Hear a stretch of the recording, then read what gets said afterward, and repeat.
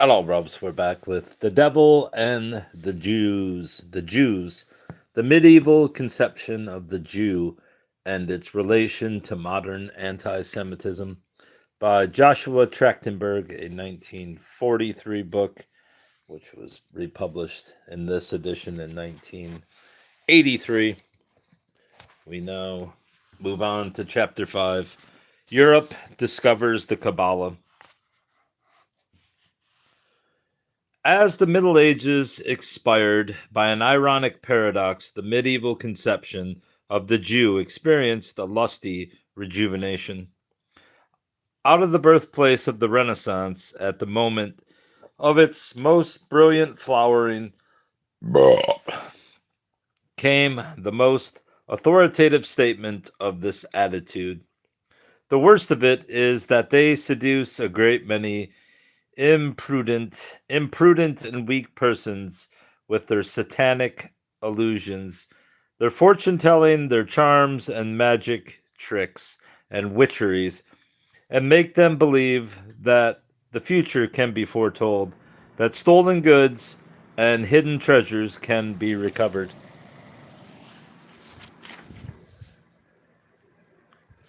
and much else can be revealed. These were the words with which Pope Pius V explained his expulsion of the Jews from the Papal States, with the exception of Rome and Ancona, in 1569. The Pope's declaration was supported by a curious concentration of interest in Italy at this time on the purported magical activities of the Jews. One wonders how much this was influenced by renewed acquaintance with the classical writers. It was on Rome's Appian Way that Juvenal's Jewish fortune tellers plied their trade, and by the local preoccupation with sorcery, which naturally accented the tradition of Jewish excellence in the field, or in how far it reflected a true state of affairs. Undoubtedly, Jews must have capitalized on their reputation. The temptation was only too great in a society which paid high prices for charms and love potions and occult poisons, and often esteemed its citizens in the degree in which they inspired fear and hate. Only a little peddling of enchantments would have sufficed to underscore the tradition. Jewesses were outstanding beauticians in 16th century Rome, much in demand for their private concoctions guaranteed to enhance the charm of young ladies and restore that of old ones, especially not unconnected with magic, for it employed fantastic ingredients, utilized the mystic phrase, and promised remarkable results. Pietro Aretino expressed the opinion that the Roman prostitutes who tried to enhance their personal attractions by charms of another description learned their arts from certain Jewish women who were in possession of magical appur- appurtenances. Melee. I don't know what that means. It was in such comments that Ferdinand Gregorius, Gregorius, Gregor, Gregor, Gregorovius, Gregorovius, Gregorovius, Gregorovius, the historian of Rome, found warrant to remark on the Jewish women who told fortunes in the home of the nobility and brewed love philters in the clandestine night for languishing ladies. But the tales of Jewish sorcery outdistance plausibility. Ludovico Ariosto selected as the hero of his comedy of the necromancers a Jewish exile from Spain, whose pretensions as a sorcerer he held up to ridicule. This man claims that his incantations can darken the day and illumine the night, that he can move the earth, make himself invisible, and turn men into beasts. And he persuades people that he can conjure up ghosts and make a corpse talk. Among the fabulous inventions of Ortensio Landi we read of the activities of two magicians, a Sicilian and a Jew, of magic mirrors, of a conversation with the death's head, and of birds stopped short in their flight. When the plot required a sorcerer, as often as not a Jew filled the bill. Pius V's decree bespoke the prevailing view, and not of Italy alone, but of all Europe. For this was the century that uncovered the mysteries of the Kabbalah to Christian eyes. Until that time, Europe had been aware that the Jews possessed the mystic doctrine, and Christians had pretended to draw much magical inspiration from it, though few were familiar enough with Hebrew to gain more than the most casual acquaintance with it. The growing interest in Hebrew studies that was a feature of the Renaissance gradually opened the pages of this theosophical system to the curious. Pico della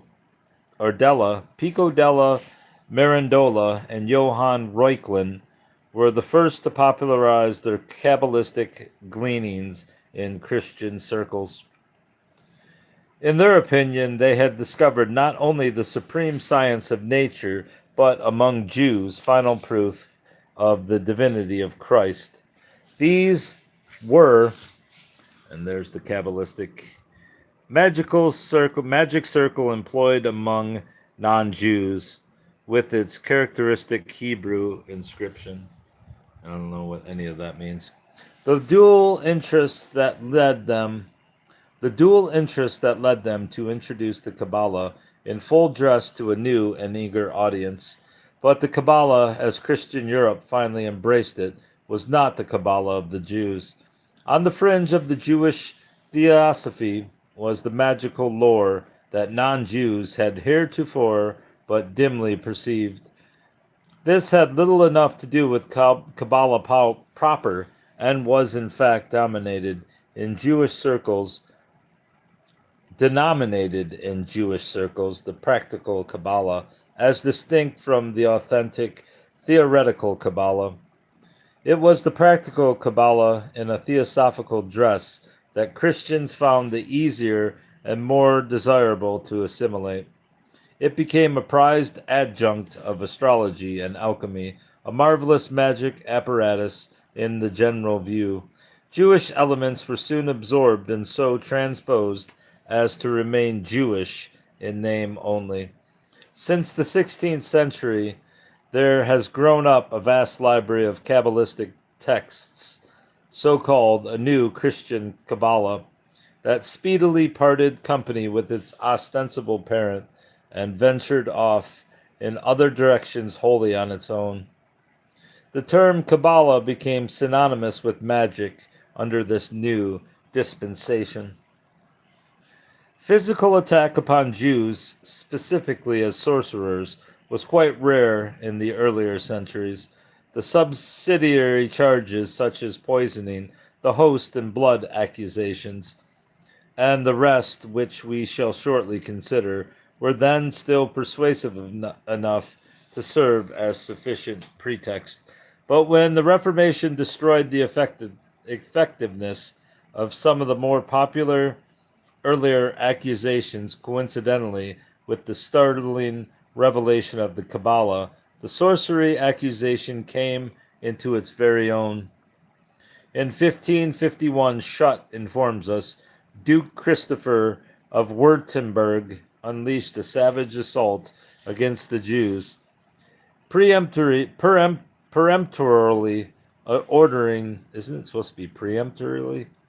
Peremptorily ordering them out of his state because they were overt sorcerers.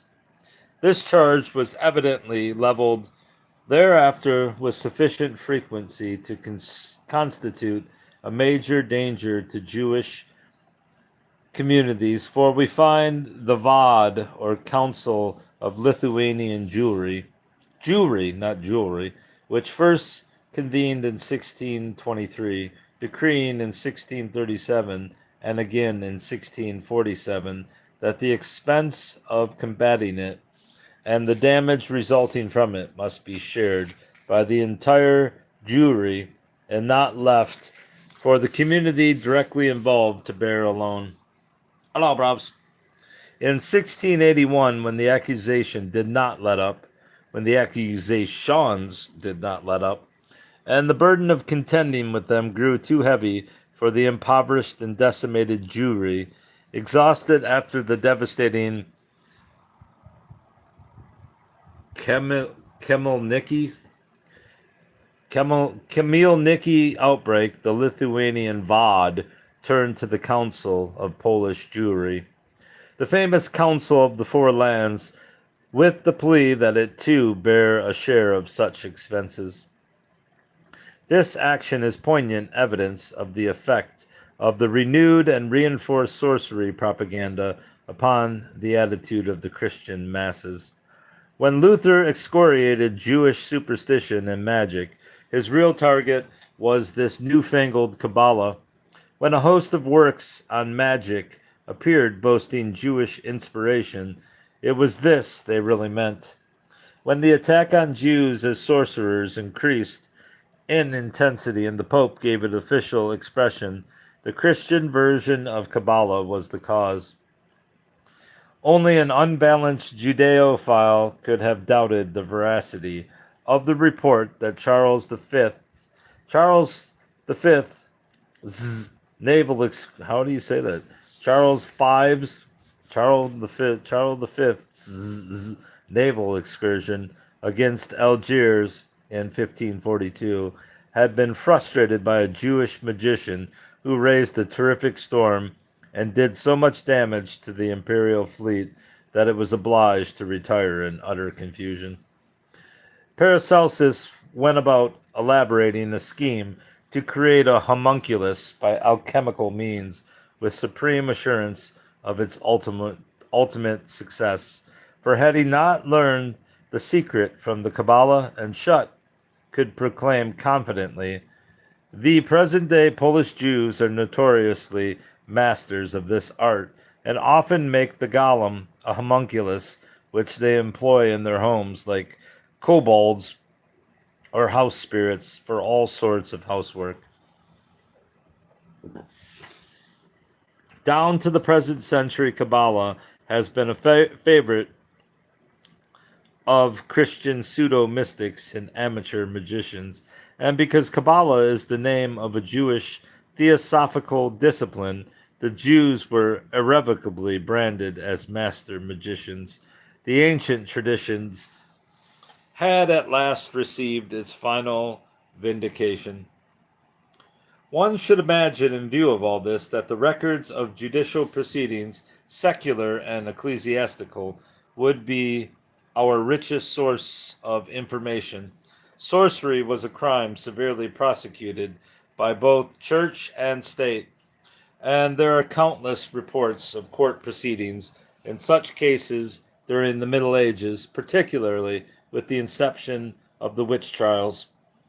If Jews were such notorious magicians as the record indicates they were commonly held to be, then Jewish names ought to predominate. Well, at least they ought to be fairly prominent among the sorcerers apprehended by the authorities. If it seemed reasonable to make such a supposition, the facts belie reason in this instance.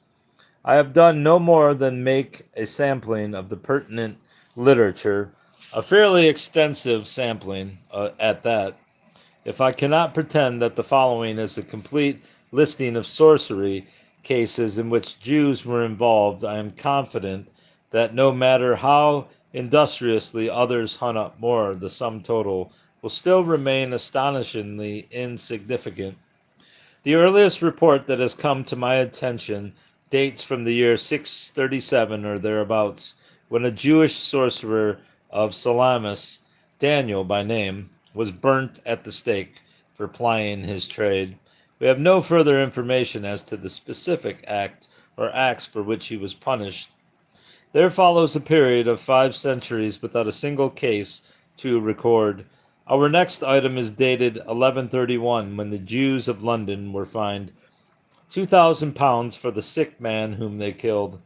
This was an enormous sum, probably more than 125,000 pounds at present value, and so strikingly disproportionate to the customary exactions for such an offense, e.g., 20 shillings for a slain Jew, that we must agree with Joseph Jacobs that it is quite possible some charge of magic was involved. If this seems a rather dubious exhibit, our catalog is not so long that we should cavil about including it.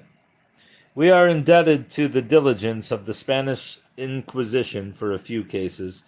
In 1352, Masi Porpolar of Valencia was fined by the Inquisitor because he and some other Jews had tried to recover stolen property by magic. Part of the fine was remitted by King Pedro IV of Aragon. A quarter of a century later, his successor, Juan I, fully reversed the verdict of the Inquisition and absolved three Jewesses of Teruel of a similar offense. The magic by which they were accused of endeavoring to recover their property comprised these mysterious activities: reeling off thread through the streets of the Jewish quarter, abducting a Jew, offering specially prepared dishes to various prisoners, and concealing their threads at the entrance to the synagogue and in the Jewish slaughterhouse. Whatever may have inspired the king's action, a private feud with the Inquisitor, cold cash, sheer chivalry, the ladies were probably guilty as charged. Our verdict, fortunately, can do them no harm.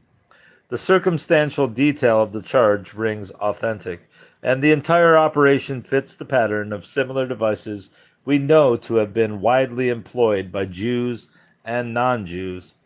At about the same time in 1393, Jakob Fakan,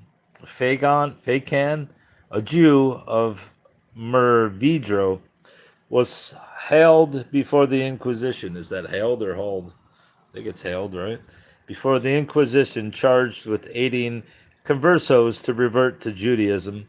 A subsidiary count was to the effect that he had sought, with the help of presumably Jewish magicians, to ascertain the cause of his daughter's illness.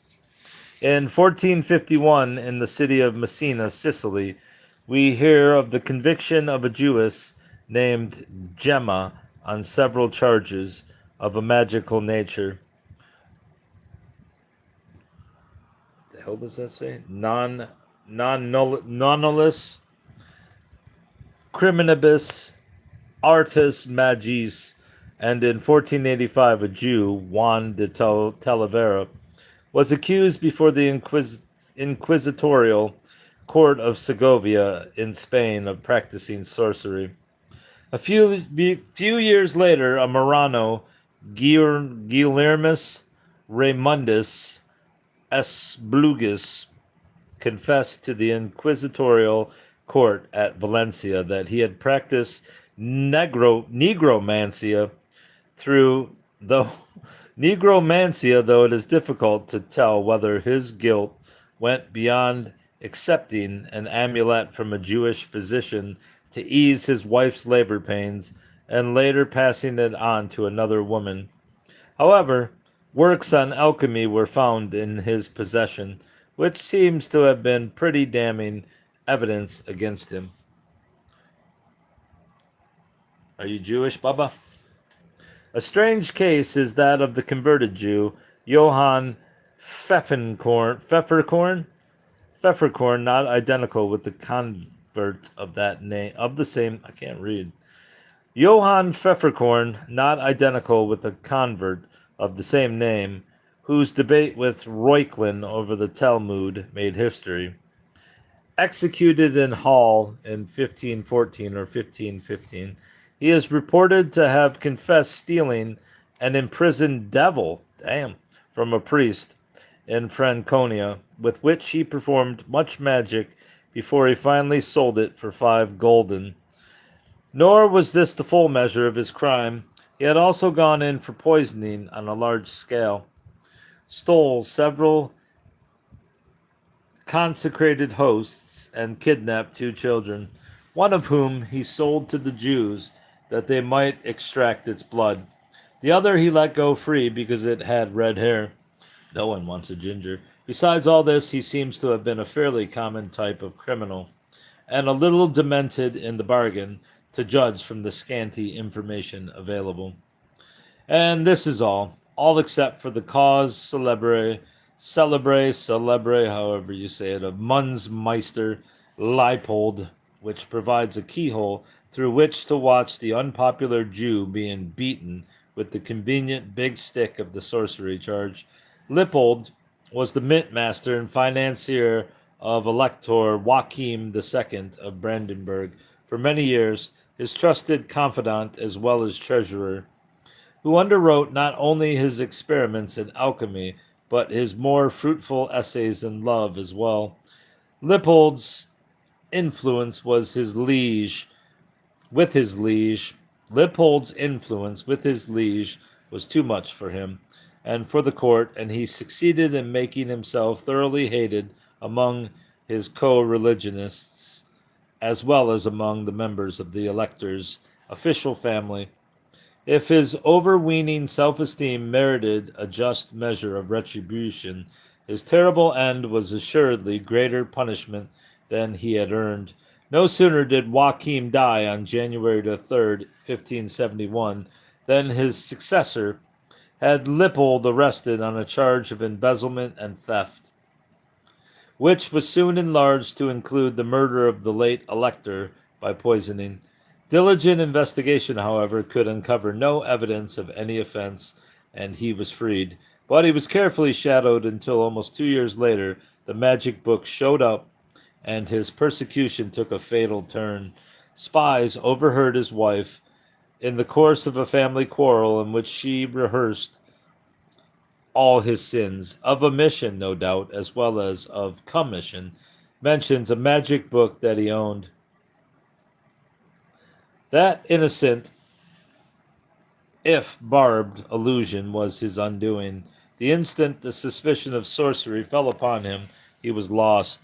The house was ransacked, the book was found, a Kabbalistic booklet in Hebrew, of the sort then popular among Jews. Whether it was a magic book or not is immaterial now. As it was then, the title is not preserved in the record. Enough that it was Kabbalistic. Lippold was given the works. For a time he remained obdurate. Then, finally, on January 16th, 1573, he confessed voluntarily in der Guth. The record states, though a little further on we learn that he also requested that he be spared the torture. He would say freely what he knew. The details of his confession are typical of contemporary magical practice. He evidently knew what his inquisitors were after and was prepared to give full satisfaction. He admitted having successfully performed a variety of magic crimes against specified persons. He had conjured the devil, who put in an appearance once as a black dog and again in human shape, had entered into a pact with him and had made him offerings from his body, his head, and his nails. He had set the devil against several people, causing them ill luck, injury, and death. He had induced sexual incompatibility between a married couple, had aroused illicit passion in an unmarried couple, and had dispensed recipes for love philters. And he had manufactured a magic key that opened all locks and even defeated bolts and bars.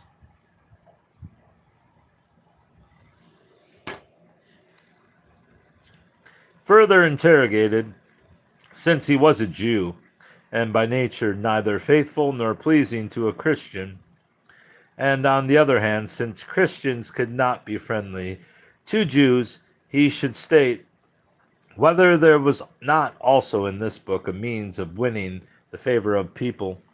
To which he replied, yes, there was in it such a technique whereby one could gain the goodwill of others, and he confessed, as was demanded, that he had used this magic to get into the good graces of the elector. Obviously, Joachim could not possibly have befriended a Jew and reposed so much trust in him without some supernatural compulsion. The final item in this confession was to the effect that he had, with the aid of magic, poisoned his patron. At the close of the Inquisition, he was severely tortured to test his veracity, and when he failed to retract any part of his confession, his guilt was adjudged proven.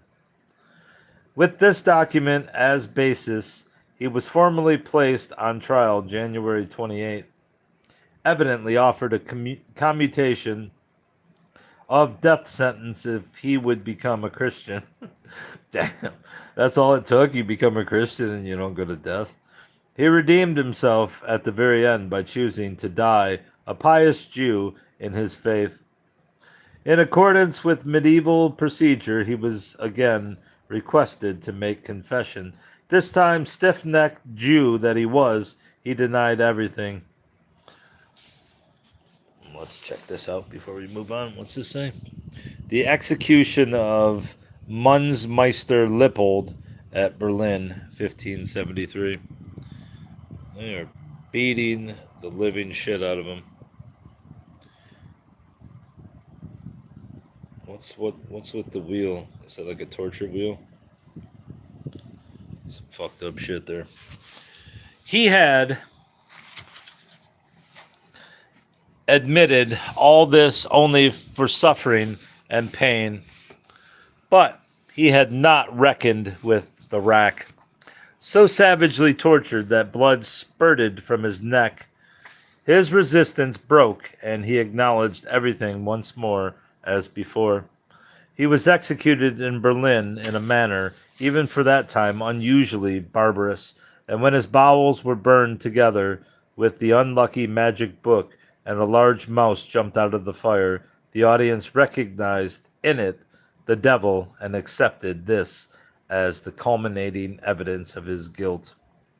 The Jews of the electorate then paid their penalty for his crime.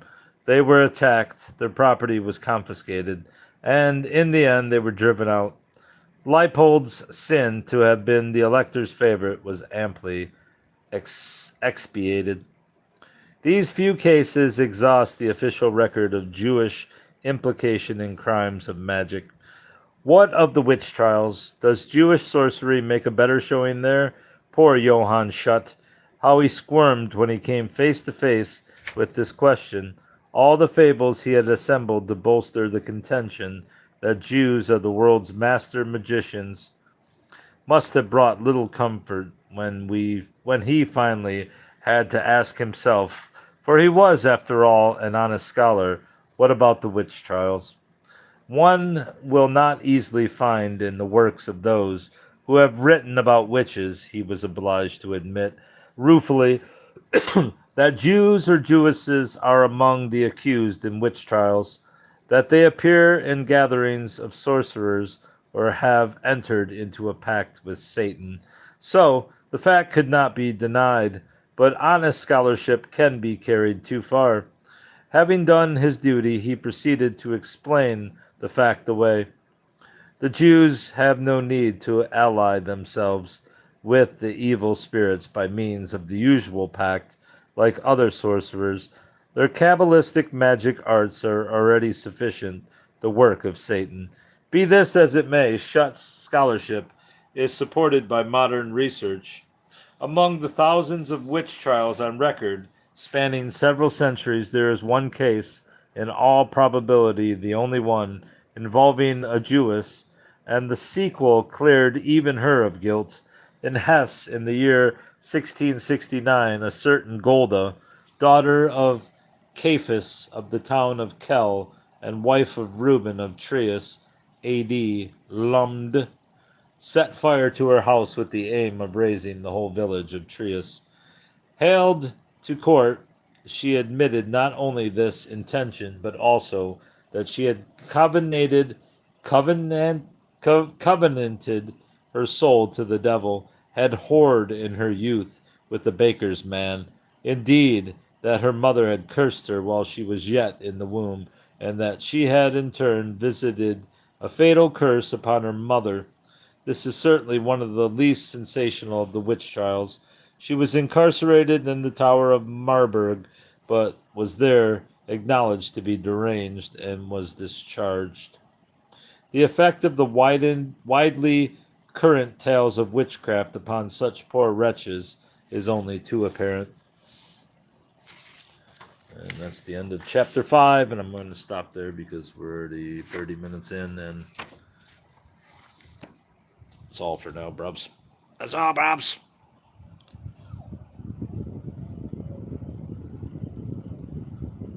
Who's this sick little bastard right there? Hey, buddy. All right, that's all.